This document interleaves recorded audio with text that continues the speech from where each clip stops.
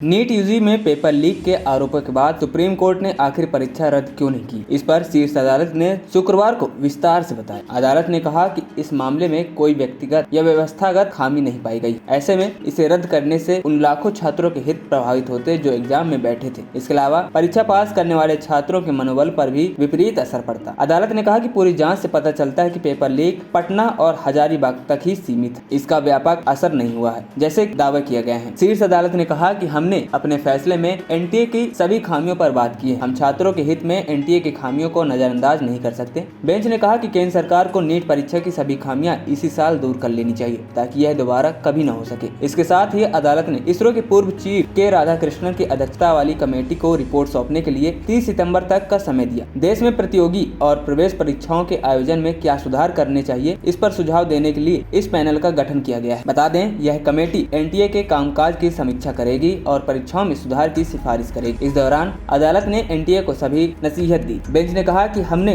NEET UG की परीक्षा को रद्द नहीं किया है, लेकिन आपकी खामियां खत्म करनी चाहिए। बता दें कि गुरुवार को ही NEET UG paper leak case की जांच कर रही सीबीआई ने चार्जशीट दाखिल की है। एजेंसी ने इस मामले में 13 लोगों को आरोपी बनाया है। एजेंसी ने कहा कि प्राथमिक चार्जशीट है और हम अभी आगे की जाँच कर रहे हैं। पेपर लीक केस में सीबीआई ने कुल 6 FIR दर्ज की है। पटना से लेकर हजारीबाग तक के सभी आरोपियों को दबोचा गया है। नीट यूजी परीक्षा का आयोजन एनटीए कराता है। इस परीक्षा के आधार पर ही MBBS, BDS, आयुष और अन्य मेडिकल कोर्सेज में दाखिला मिलता है। इस साल देश में 571 शहरों में 4750 सेंटर्स में 5 मई को परीक्षा कराई गई थी। इसमें 23 लाख छात्रों ने हिस्सा लिया था। खबरी चौखट की रिपोर्ट।